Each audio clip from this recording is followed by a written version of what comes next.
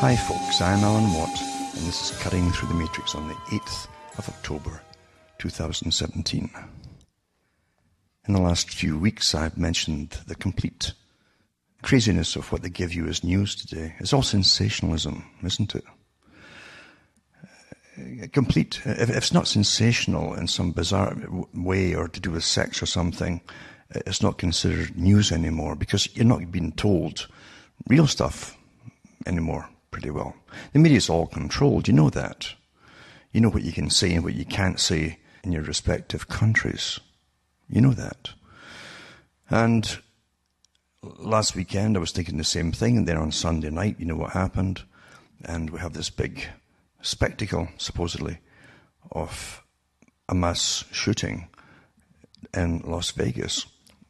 And of course, already the conspiracy theories are flying on it because it's so open for it all. It's almost purpose-made for conspiracy theories to go to work because nothing makes any sense in it. In fact, it's kind of classic in that way, in that you've got a guy that literally has almost no history, supposedly just flipping out and doing all this, but not being crazy enough to not know what he was doing because it would take so much planning, etc., at least the way it's been described to the public. And other people have come out and say it's a false flag. You know, false flags can actually have people killed in the whole thing. It depends on what is to be gained from having it in the first place. And sure enough, real or otherwise, you always have different agencies, etc., moving in to use it to their advantage. That's a favourite term they use at the Council on Foreign Relations. How can we use this disaster to our advantage? And that's what's going on today, of course, and we know what it's actually wanted and by whom. It's quite interesting to see there's even other countries involved in what they want to get out of this happening in America. But you have, as I say, a guy who has no reason for going berserk. He seemed to enjoy life, if we're told any truth at all these days. A multi-millionaire who enjoyed gambling big time and had big investments, etc., in business and real estate. It's quite something to see that he just suddenly flipped, and got all this stuff too. Oh, he suddenly converted to Islam. As though you wake up with like catching a cold, you just wake up with it in the morning and you're suddenly Islamic. It's nonsense, you know. This guy was happy with his life. He wasn't even political, apparently. And he had everything to live for. But we're given this bizarre scenario. I'll tell you another thing too, and some other people have mentioned this as well. It was almost 400 yards away from the hotel, that's where he was firing it. And at night time too, remember. But what gets me is they should send this guy over to fight ISIS. If he can put down 500 people at no time at all by himself. So many wounded and 50 odd killed. If he can do that all by himself, he would clean them out in no time at all. Think about it. Think about it. Come on. Think about it. And you've all these crazy inconsistencies again of why the SWAT teams and that didn't get in, burst in until well over an hour after the shooting started. Things like this, it just doesn't make any sense at all. Unless it was all for maximum effect, maximum damage. Who benefits? And I'll tell you, you'll never get to the bottom of it either. Just like 9/11. We know all the different things that happened around 9/11 too. It made no sense whatsoever. And they've all been kind of muddied and mystified over the sands of time, as they say. But they're still out there. All the facts are out there. All the things that didn't add up even then. Including the fact that Israel and Britain and other countries with intelligence agencies warned them it was going to happen. And then you find too, there's always these practice runs for security reasons of disasters or attacks happening before things happening. Like 9/11 had to happen too. The very day it happened, they're supposed to be running a test. And Rumsfeld was in charge with Cheney, etc. for 9/11. And that's very, very common. The same thing happened down at the hospitals down in Las Vegas a few days before. A big mass casualty drill was done. It does make you kind of wonder, doesn't it? But as I say, we'll never get to the bottom of it because that's the way things are managed today. Any evidence to anything is carefully locked up away from the public in case you sit and pick holes at anything. And if they can give you as little as possible to go on, there's less chance of you tearing the story apart by giving you facts. Or at least parts of the story or reasons and so on.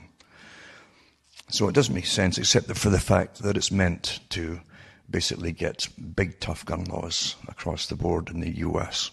I always think back to many of the articles that the Communist Party wrote about in its heyday in and outside the US, and they said they'd have to always disarm the people before they could take it over, take the whole country over. That they always said that from the days of Lenin onwards, and really nothing has changed, obviously. And when you see some of the agencies and organizations pushing again for the same thing, you've got to wonder, because really the whole world has changed since free trade started, for instance, and the deindustrialization of Western countries, or first world countries, and the movement of all the big factories to China and turning everything into a service economy. And now there's not even enough jobs to go around in a service economy. So they're talking about giving people wages basically just for existing, rather than have them starve because there's no work. And it's all planned, remember. It didn't just happen by itself and say, let's get free trade going and let's give all the factories to China, let's sit back and watch what happens. This is all planned out and strategized before they made a single move. It's the same with everything else that happens in the world. And so we're sitting on a system which is we're actually smothered in debt, completely smothered in layers and layers and layers of debt. And the countries all keep borrowing from this strange system that they borrow from. And the currencies are worth less and less all the time. That's why you need more and more of your cash units to buy the same things. Well, it's not meant to last forever. They could certainly keep it going and make it like the peso or the lira or something until you'll spend $1,000 or more for a cup of coffee. That could be done as a matter of course, and you'll have to earn a wage of something like $2 million a week just to survive. But you won't be any better off than you are right now. That's the joke of this farcical system. It's a con and it's a racket, of course it is. But we do know too that before there's the true world government, and they're still playing it up. You have world government, brought to you by the same group that brought you free trade across the world, and trading blocks as well. Same people, same club. The CFR, Royal Institute for International Affairs, same club. And they haven't stopped. But to get the world government through, they've got to use the battering ram, the present battering ram, on the world to bash it into shape, basically. Finish it off. And they've had their plans in the works for an awful long time to do all of this, of course. Britain was used for long enough until there was nothing left to soak it. They sponged it out through blood and everything else, and taxes as well. And 2 world wars pretty well finished off Britain. And the US took over, as we well know, from their own historians at the Council on Foreign Relations. And so they've been the battering ram ever since as well. And they're also heavily compromised, as we well know, in the US by other forces as well, as you well know. War. Who benefits? Where's the wars? It really goes on and on, doesn't it? Then at home you give this big debacle with a shooting in Las Vegas. I see many things. It's true enough. I mean, I did see some of the press photographs that have been released to the press where they'd cut off the certain bottom parts of photographs and so on. But if you see the whole photographs, you also see people that they're not quite on the ground. They're off the ground, has been photoshopped in. Why would people want to Photoshop anything at a time like this? Right? Who's handing this stuff out? And why is the press running with it? There's some amazing photographs out there. And remember too, you can have a real event or a false event, or even an exaggerated event. You can have all of these things in psychological warfare with the Black Ops organizations that they certainly have used in the past. We know that. And if it comes to even killing its own citizens, the US is no stranger to that either. We know that too. It's quite interesting that trials went on after 9/11 to do with the first attempt at blowing up the Twin Towers in New York. And at the time, it came out in court, one asset of the FBI, they had a few of them, they're all Muslim, and they were actually setting them up and supplying them with real explosives. This came out during the trial by, as I say, one of the assets, the Muslim guys that they picked for this. And this fella smelled a rat, and so when his handler was talking to him, he taped it, secretly taped it, and he played it in court to show him that he complained. He says, you don't really want us to use real explosives, do you? We can't do that. And the FBI guy insisted that they do. You've got to take all of these. This isn't conspiracy theory. This happened. Look at the court cases. Look at the transcripts. You still get them today. So don't think it's impossible for these black op agencies who have got a lot of big agendas to push and involving more wars across the pond and all the rest of it. Yes, there's nothing they wouldn't stop at to make it all happen. We know, regardless of what you want to think one way or another, that 9/11 definitely had a lot of benefits to the PNAC group who published the countries they wanted to take out in the Middle East, and even said they needed a Pearl Harbor event to make it happen, to get the people, get public support behind them. That's the way it really, really is, isn't it? That's how the world is run. By, I call it spooking the herd, just terrifying them, spook them. And when they're all spooked, then you ram different laws. Look where we are today, where everything's spied upon like you would never believe. No free society 20, 30 years ago would ever believe this could happen. It could never happen, they would have said. Never, ever. And they haven't stopped yet. They haven't stopped at all. They must increase, and get more surveillance and more. And it's all big business, too, for the big corporations that actually make all the different scanners for airports and you-know-whats and all the spyware for computers, etc. We know this from their own writings. They boast about it. It's good for business, as they say. But as Las Vegas doesn't make any sense at all as to why this guy flipped. I mean, I tell you, there's so little on the fella, so little on him. You have to even wonder if he even existed himself as the person they say he was. I'm not saying it didn't. I'm just saying you have to ask that question. He's a perfect one to pick if you wanted to pin everything on him, because he has no outstanding history apart from the fact he's awfully, awfully rich.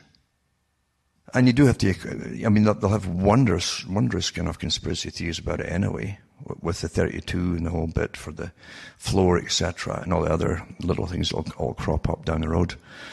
And the fact that the guy's name was Paddock, and that's where you put the horses, and the big show he was fighting, shooting it against was the cowboys, and country and western. All that stuff. It's, well, you can go on and on and on, but the fact is, who benefits from all these things? Who benefits? As I say, if you can find 2 or 3 guys like this Paddock, I mean, how great it would be too for the military to save money. Because you wouldn't need to spend a fortune training special op guys and special forces. You just get a few of these Paddocks and let them go with cheap weaponry that, they adjusted themselves, and they'll wipe out battalions of the enemy, each. Quite some. But that's how it's going to be played. It won't make any difference because the big boys never backtrack. They can't backtrack on what they give you. And they'll stick to it through thick and thin, and they will not give. One of the reasons, by the way, that they pick people with no backgrounds and so on is so that you can't sit and pick it apart. Because there's so few facts to go on. That's why they do it that way. It's all managed to an extent. But all crisis is great for agendas. And certainly, this is certainly agenda-driven at the moment, as you well know. I'll touch on some of the other people who've mentioned, even more so, more strident language of what they think it all is. But as I say, at this stage of the game, you have to just sit back and wait. And those who have some kind of natural common sense sit back to wait a week or two until at least you get some real data coming your way, provable data, verifiable. And you have to wonder too, who suddenly decides what to dish out to the public, even with the photographs and so on. Even photographs that are not bloody or messy, but they suddenly give you even clearer footage of certain things. Why now? But again, I don't get lost. There's no point in quizzing it forever. You can go on forever. We live in an age, remember, of mass perception management. Everything is perception management. All psychological warfare today depends on perception management and putting it across and on and over the people you want to target. Perception management.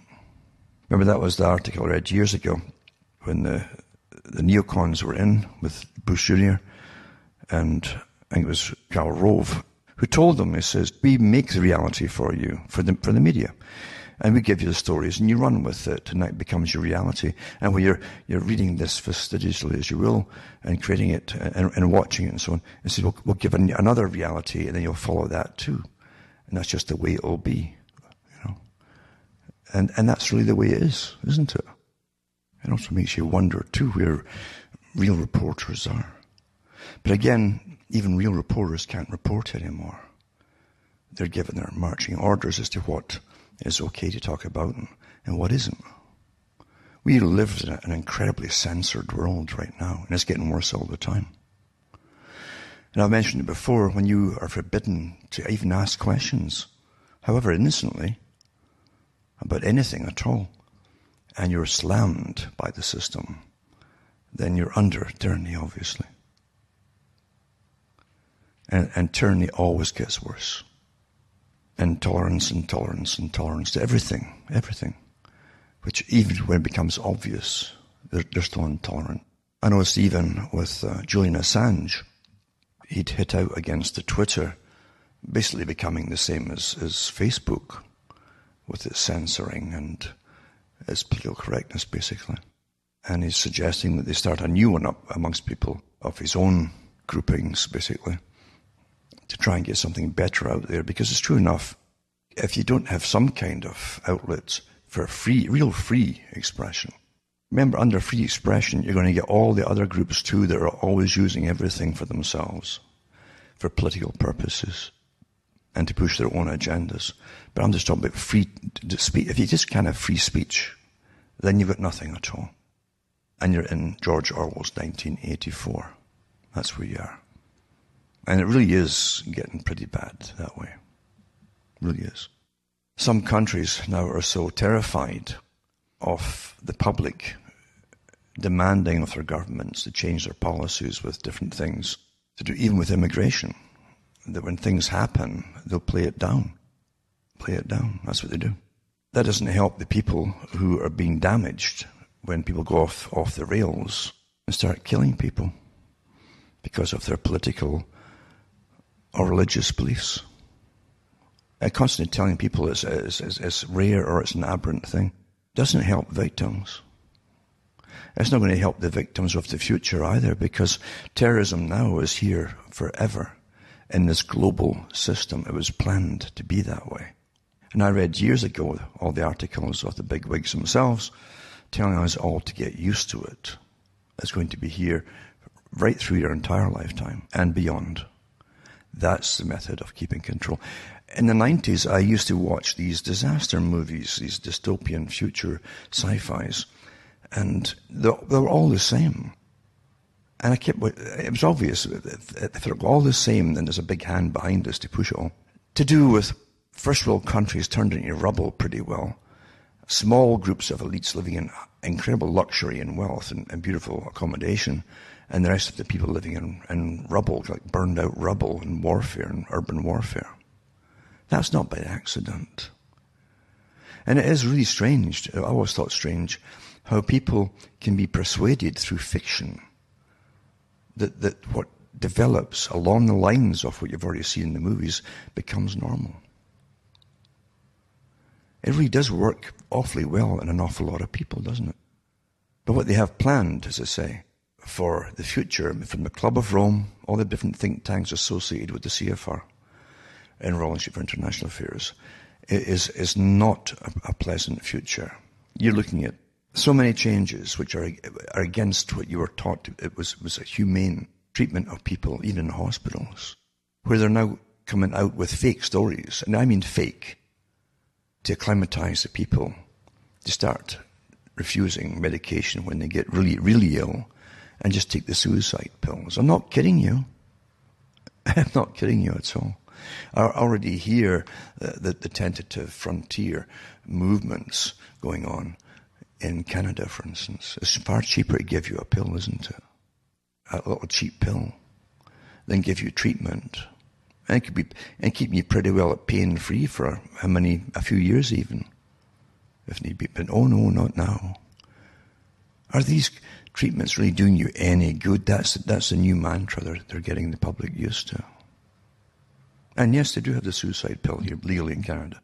And it's far cheaper to treat you that way, isn't it? And your country, being global now, has many other plans to use all that money they could have used on you and put it across the world elsewhere and some other thing. Lots of changes occur once you're under this international socialist system. Your countries are gone. You no longer have a high status in your own borders anymore, or outside your borders. The whole world is to be leveled eventually, except for maybe one or two countries, small ones. But the whole world's to be pretty well leveled, and that's the way it's going to be. Read their own publications, the CFR, Foreign Affairs, and all the other articles too, by the same authors who work for them, because they publish many other articles too for universities and the press clubs, etc. They tell you. And it isn't a pretty future. Here's a few articles here. I'll just mention some of them for those who want to go through them. This is from Global Research in Canada. It says Middle East and Asia geopolitics, shift in military alliances. There's a few articles in other papers too about the same thing, to do with NATO and how it's changing in certain deals that the US have got on right now with other countries in the Middle East, such as Turkey and so on. And it says here, Turkey, which constitutes NATO's heavyweight, is now fighting US-supported Kurdish rebels in northern Syria. And it says the US, which is a member of NATO, is supporting and financing the Kurdish rebels who are fighting a NATO member state. We've had this for a while, mind you. We've had this craziness of the US financing ISIS. It was even in articles by the CFR, who said a few years ago, maybe we should back ISIS, because they seem to be our best friend right now, doing the work of taking out Syria. Because that was a part of the list, of course, for the PNAC group. All those countries were on that list. It says that while Turkey finally remains a member of NATO, which has an integrated and coordinated air defense system, the Erdogan government has purchased Russia's $400 air defense system, I guess it's 400 million, is it? Which is slated to be used against America's Kurdish proxies in northern Syria. In turn, Turkey has dispatched troops to northern Syria with a view to eventually annex part of Syria's territory. In turn, Moscow and Ankara have established an alliance of convenience. Israel is a firm supporter of the formation of a Kurdish state in Iraq and northern Syria, which is considered as a stepping stone to the formation of Greater Israel. That's been a big, big project for a long time, this idea of a Greater Israel. And Tel Aviv is considering the relocation from Israel. So in other words, they create this Kurdish state. And Tel Aviv is considering the relocation from Israel of more than 200,000 Jewish ethnic Kurds to the Kurdistan region of Iraq. So if they create a new ethnic state, it'll be part of Israel, basically. This is in turn, the bilateral military cooperation agreement between Turkey and Israel is in jeopardy. Needless to say, these developments have also led to the reinforcement of U.S.-Israeli military cooperation, including the setting up of a U.S. military base in Israel. And that was in the paper too. U.S. military base in Israel, flying the flag and all that. Now, It's so true. For so many years, all your news has been to do with the Middle East. And you think about 2001 onwards, it's been pretty well constant, and it hasn't stopped. And it's going to speed up again. More so. Anyway, this is from, again, the neocon group, William Crystal and so on. And an article here, how the Trump administration decided to decertify the Iran nuclear deal. And it's by Stephen F. Hayes and Michael Warren, this article here. Trump was frustrated 5 days earlier, July 12, 2017. The president had decided for the second time in his young administration that he would certify to Congress Iran's compliance with the nuclear deal he'd promised as a candidate to dismantle.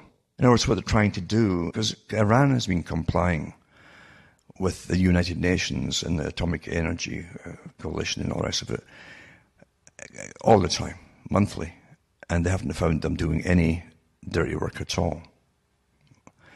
And so they've been sticking to their part of the deal as far as we can tell. But of course, there's other people who are not happy with Iran at all, and they want the US to finish off Iran pretty well. That's the bottom line right now. All the other countries on the list that Wesley Clark gave out, and I mentioned it last week, the link of it, every country pretty well almost that was on the list of the PNAC group, and then put out by Wesley Clark for the Bush administration, have been pretty well taken out, all those countries. And they still have Iran to do though, and that's still on the cards. And I'm sure there's pressure on Trump to get on with that too. So anyway, this article here, as I've said before, show you how Trump's trying to get out of it by refusing to resign, go along with the deal that they've made pretty well. I'll let you read it for yourself. And then this one here too. It says, with Iran deal in jeopardy, the US clears missile interceptor sale to Saudi Arabia. I tell you. So the US State Department on Friday cleared Saudi Arabia to buy 360 THAAD interceptors that would be used to defend against missiles fired at the kingdom by Iran. The $15 billion sale, if it goes through, it will be the largest export of the sophisticated missile defense system, this particular system, which is built by Lockheed Martin, the military-industrial complex boys. And it says the approval comes from the reports that the Trump administration is preparing to decertify the Iran nuclear deal, which was brokered by Obama administration and other nations in 2015. In other words, break the deal. That's what I mean. And don't forget all the other multi-million dollar, or multi-billion, was it million or billion dollar that Saudi Arabia got earlier in the year. It's one of the best purchases for all this kind of weaponry and so on. Also, this article is about Mossad. It says the Mossad's top priority is dealing with the threat posed by Iran. The head of Israel's spy agency, Yossi Cohen, said Monday at a ceremony in which the intelligence organization received the Prime Minister's citation for operational achievements.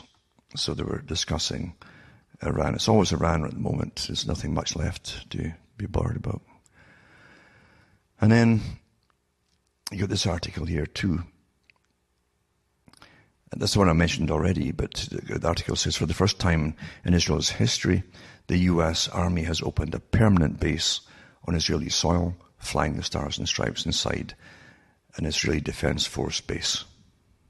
And due to the close cooperation between us and the American forces in the field of air defense, as well as the extensive experience accumulated by the Aerial Defense Division, it was decided that the first permanent base of the American Army would be established at the School of Air Defense, it says here. So anyway, all this has been going on and be kept low-key from the public, I guess. And then Iran, Turkey agreed to boost military ties after referendum in Iraqi Kurdistan. So again, this whole idea of basically a new state getting born, etc., is not going to be looked upon too well. It says Turkey and Iran have agreed to boost military ties following the referendum in Iraqi Kurdistan, where more than 90% of the voters supported the idea of independence from Iraq. So you can see it all getting lined up from there, what I've read from the earlier articles. In Ukraine, the US trains an army in the west to fight in the east. And For more than 2 years, some 300 American soldiers have been quietly helping train an enormous partner military in western Ukraine. And this one goes into all of that too. And how they train them, how to drive their tanks and use their artillery and all the rest of it. Yada, yada, yada. And it's quite amazing because I was just thinking of Kissinger. I have to say it too. And the elite managers, the managers on behalf of the elite of the world, often give a lot of things out that's glossed over by the public. The public literally, and here's a technique too that Brzezinski talked about. The public will only take notice of something if they're told to take notice by authority figures on the media. And that's why for many years you had every station on television had its main anchor person that was paid in the millions of dollars sometimes just for reading the script. Because it's more important if they're believable, and a generation had grown up watching the believable person, that whatever he said therefore must be true. And that's why they do it that way. It's awfully important, you see. Nothing really has changed. They don't have as much in the way of that anymore because the public are trained to believe the media anyway. They really are. Most of the public believe whatever they're told by the media. And if they're told to be worried about something, they will be.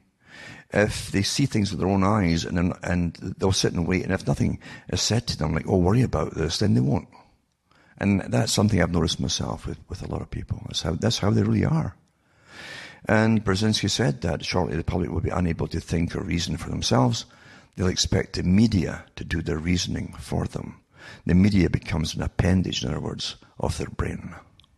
It does their thinking for them. That's very true. It's very true. And that's the way it is, isn't it? This Article 2 here says, terrorism charges are pending in Edmonton attacks. That was in Canada. I think it was a Somali refugee that came in a few years ago, run a van into people, put a lot in hospital and so on, and killed a few, I think. And he deliberately ploughed into a cube van into pedestrians. So he was known to both the RCMP and the police. The man is a Somali refugee. It said in 2015, after a complaint made to the Edmonton Police Service, the man was displaying signs of extremism. Members of the Integrated National Security Enforcement Team launched an investigation. He was interviewed by members of INSET, the group that does this extreme stuff. But there was insufficient evidence to make an arrest, and the suspect was deemed not a threat. They always say that. Anyway, and as they kind of keep them very low-key on this, they don't want the public to ask too many questions or demand from the government to have a lot more care in what's going on here. The media, again, has the usual stuff to do with taxes and all the rest of it. You know that the statistics to do with job levels is rubbish. It's been well exposed over many years in every country, where at one time you did have very good journalists who did follow the finances and so on. And they would also go into the reasons why they manipulate the job figures all the time to look good for the government and so on, all that kind of stuff. It hasn't changed. Same with taxes.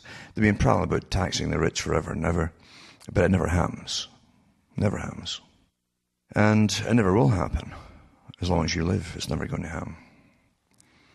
This is the Trump tax cuts would be the most insane giveaway to the rich ever. And that's who's going to benefit from it. But I won't go into the rest of it, because the rest of it doesn't make any difference anyway, because after all, if you're going to start giving people wages just for existing, because there's no work anymore, then so what? You can see where it's all going. It's a new world order. It isn't just new, as in it's coming along and it's new. It's a new order, a new world order. This whole system is new. You understand that? Also, this article here is from Paul Craig Roberts, who, interestingly enough, does go into some of the things about the Las Vegas shooting. This, again, things that just don't make any sense. And so much of the data has been kept from the general public and so on. I'll put this up. And I don't agree with him on many things myself, but occasionally he's got the right things too. I mean, I'll agree with anybody if they're questioning things. And I don't matter what it is. I don't care what it is they're questioning. Conclusions can also be a different thing altogether, but for questioning things, then, and if you haven't learned from experience the amount of times governments have lied to the people before, the same governments that declassify spraying good chunks of their population with different poison stuff to see what would happen during the Cold War and afterwards, and it was to save lives, they sprayed other people and got them sick. You want to trust these people? Again, I've mentioned many times, and don't ever forget the saying that Adolf Hitler wasn't the first to use it. But he did say, if you're going to tell a lie, make sure it's a great big one. Because the average person will tell little lies in their daily living, and they can understand that. And they'll say, oh, I don't believe that if it's a small lie.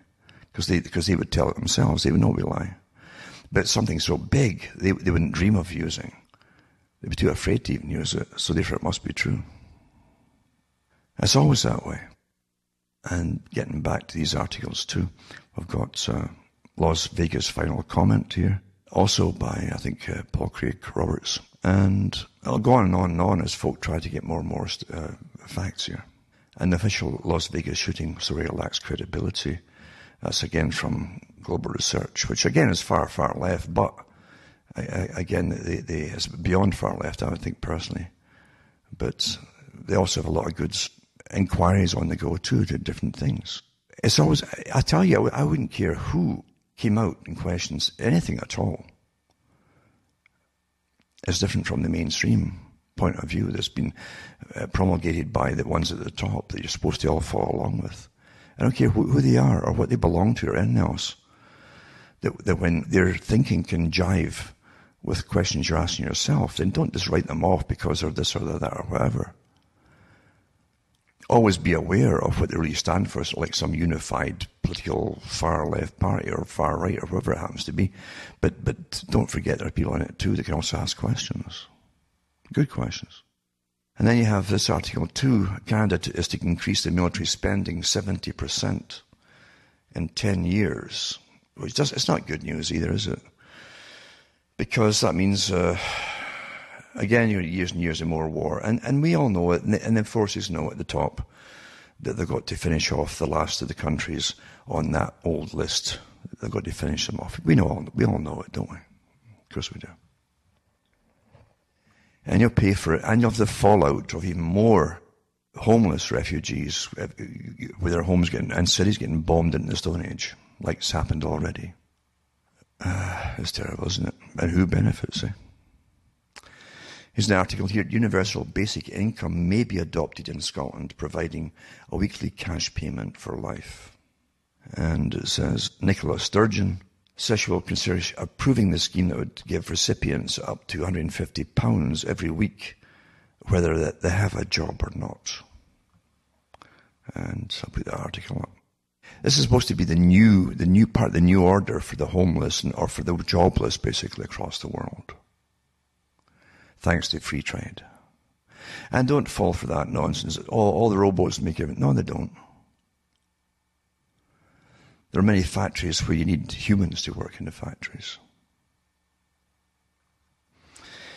Universal basic income scheme is set for trials in 3 European cities, it says here. Believe you me too, if you're on the receiving end of government money, don't think you're going to have a great time here, because your life is going to be ruled by them then. Ruled, totally ruled, even more so than it is already. Nothing is for free from government. And it's not free anyway, since the rest of whoever is left to work is paying for all, isn't it?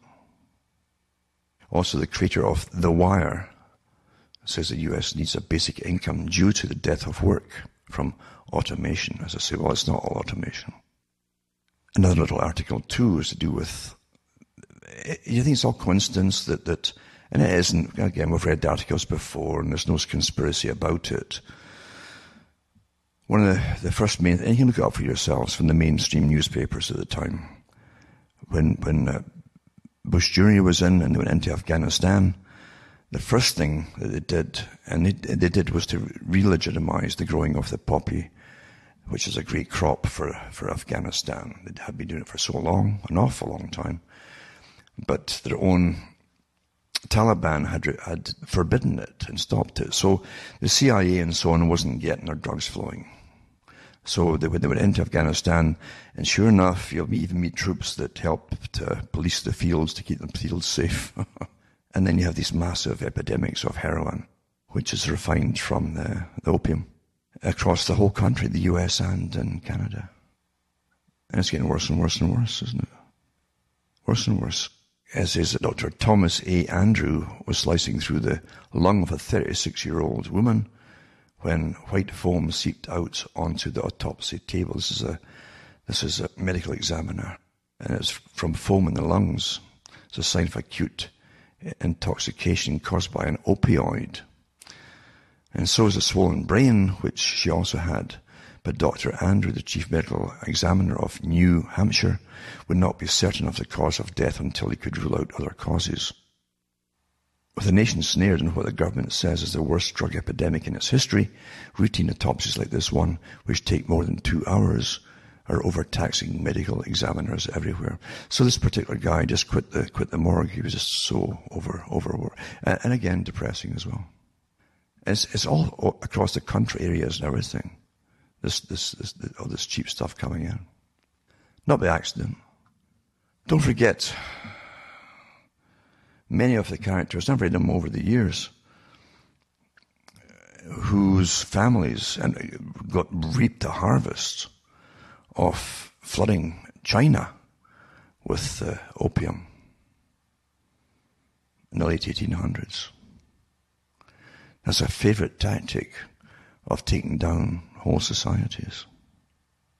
Next one, too, is to do with how bad you are, naughty. There's nothing you can watch nowadays, or even listen to the radio in some countries like Canada. It's so PC, it's so socialistic, political correct, that you can't even just enjoy listening to anything anymore. Because it's a message for you. And the message is, you're either good or bad, depending on the topic and how you receive the topic. You're good or you're bad. Everything's terrible now, politicized. Incredible mass behaviorists and behavioral psychology we're under today.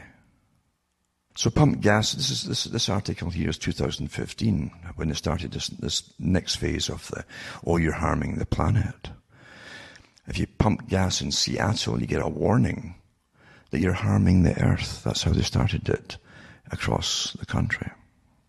And they followed the lead city of San Francisco and Berkeley, and they considered requiring stickers and gas pumps telling drivers that burning fuel contributes to climate change.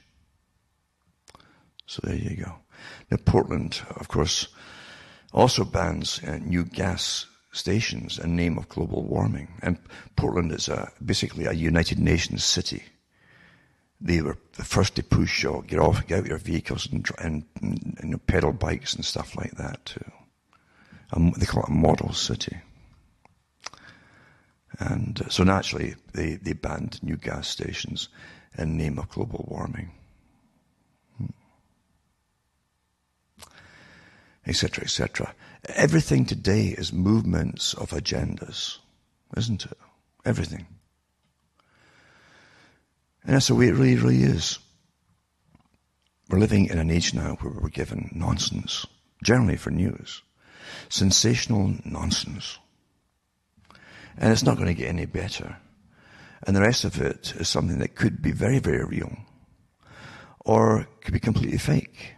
But regardless, the agenda that will follow from it will be very, very real indeed.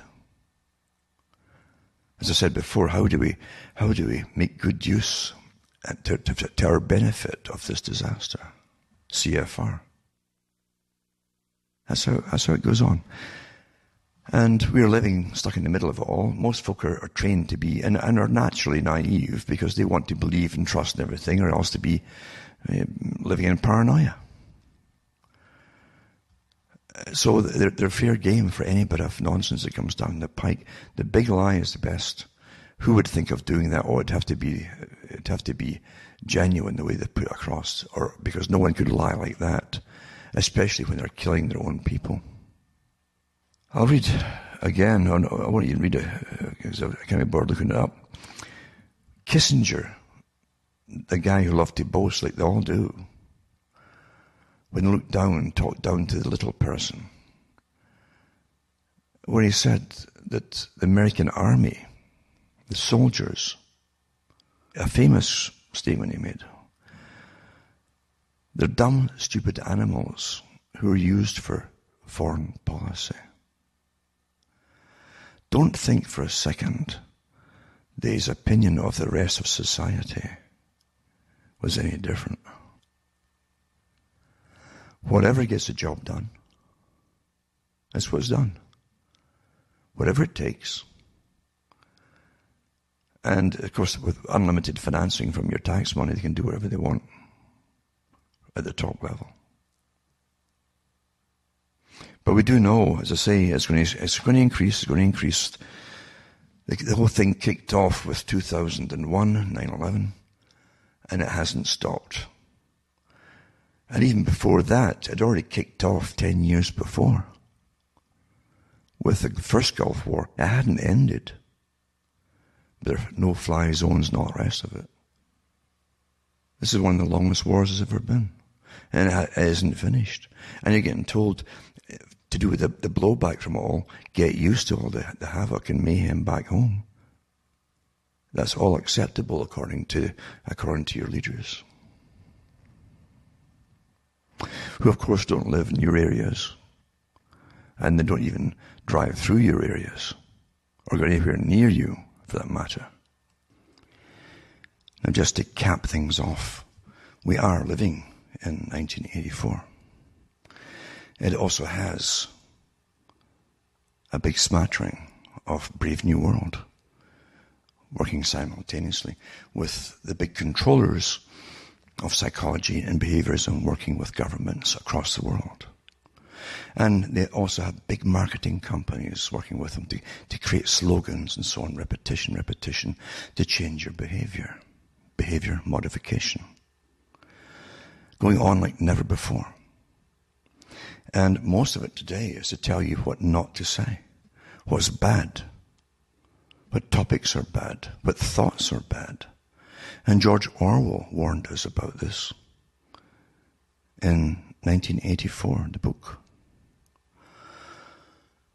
And he knew it was coming because he mixed enough with the socialists of his era where they were far more blatant of where they were going to take the entire world. And they also had grabbed psychiatry, the early psychiatry of Freud and psychology, to use against the general population, along with the Pavlov's experimentation, etc., conditioned responses and so on. And since I've been doing it since kindergarten for a lot of children, then everything that they're taught from then on becomes quite normal. No matter how bizarre in reality, it becomes normal to them. And Orwell said there's such a thing as thought crime. That's where we are today. First you have speech crime, where you simply voice your thought, and that becomes taboo. And when that's made taboo, it doesn't stop there. The tyranny then will be on steroids, big time. And you're seeing it now. And they'll go after your thoughts. They already want to test everyone with professional psychology tests every month, actually. I can remember reading an article from United Nations years ago that this, where eventually they would want to bring the entire world, not just for children, but for your entire life. And that will give peace to those who own the world. And this big battery array of world managers who manage it all for them, for the elite. What a world is that, where you can all go around pretending and being nice. And whatever is nice is what's the okay to say at the time. And just like the old Soviet system, where things, and people went down the memory hole. People could be heroes one day and enemies of the state the next, and down the memory hole. It's all here today, and getting worse all the time. And there's plenty bullies, plenty paid thugs who wear suits and ties and who have different agency labels on them. Little bits of authority by the government who, believe you me, are psychopathic in their whole outlook. They'll serve their masters well, no matter what it takes. They'll put anybody to the wall if their masters want them to do it. It's happened before, over and over. And everyone after, if you do get to an after this tyranny, it'll be the same thing I've seen all down through history. How on earth did this all happen? This hell. How did it happen? Well, you're living in how it happened. And you're helping it along by your silence. And I understand it. Fear is a great motivator to shut up and just get along. It's been used before, and that's how it all happened before as well. Here we are living through it. And I'm not kidding you.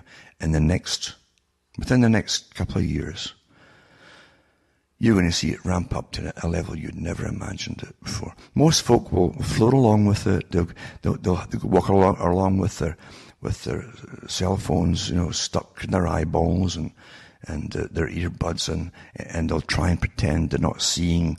Just like the monkeys, see no evil, hear no evil, speak no evil. And maybe they'll miss you.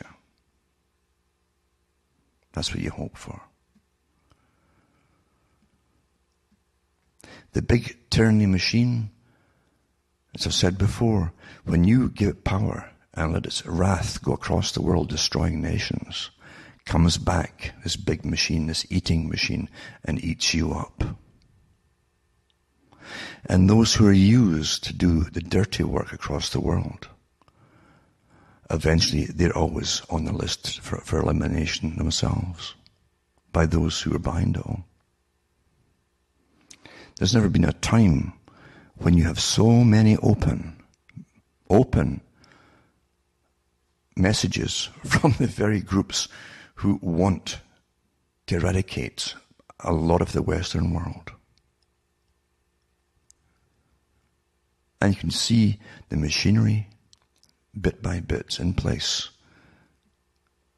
quietly sitting, but one day it'll be made to all happen. I can remember Alexander Solzhenitsyn, when he said that after the revolution in Russia, eventually it kind of settled down as they got some kind of order in society, and the mass chaos started to get diminished a bit after many years. But then the NKVD, which is their secret police and so on, do night raids. Sometimes early morning, 2, 3 in the morning, that's when they love to come in. When people are gone to bed, they're tired, they've just fallen asleep, and bang, in comes the door, and you're dragged out of bed and hauled off. And under the Soviet system, they would turn out the whole street to witness the poor unfortunates getting dragged out of their beds and into the streets. And that acted as a tremendous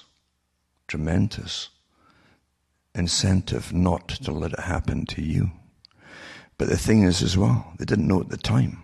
It didn't matter if you were complaining about it or not.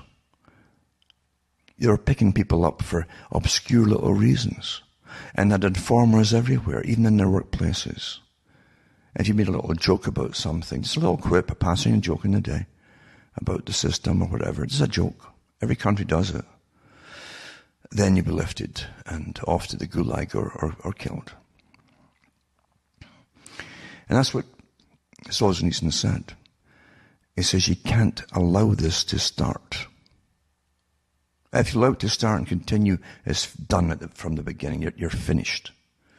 He said we should, when they came to grab our neighbors and our families at 2 and 3 in the morning, where only 4 of them would arrive, perhaps.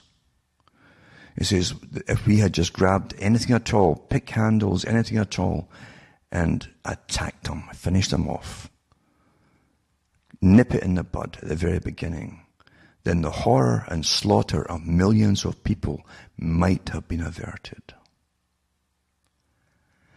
And it all happened because everyone was following the instructions to be politically correct and shut their mouths and turn their eyes away when someone was deemed some nasty slur on them, on their character by the state.